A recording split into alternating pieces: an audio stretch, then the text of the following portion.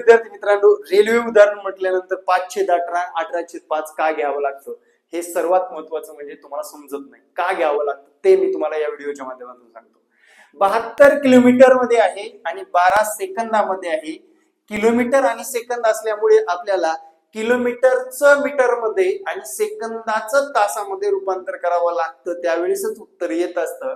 त्यामुळे विद्यार्थी मित्रांनो 72 ला 5/18 ने गुणा आणि रेल्वेची लांबी तर रेल्वे लिहा, इथं 12 लिहायला विसरू नका, येणारं उत्तर काढायला सोपं जाईल.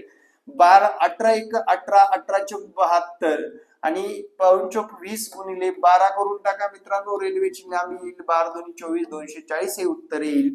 आता लक्षातच ठेवा, जेव्हा तुम्ही वेगाला गुणता तेव्हा 5/18 ने गुणा, जेव्हा तुम्ही अंतर व काळाला गुणता त्यावेळेस तुम्हाला 18/5 ने गुणणं आवश्यक आहे. धन्यवाद मित्रांनो. ते कन्व्हर्शन तुम्हाला लक्षात आलं असेल तर कमेंट करा आणि आपल्या आवडत्या व्यक्तीला हा व्हिडिओ शेअर करा.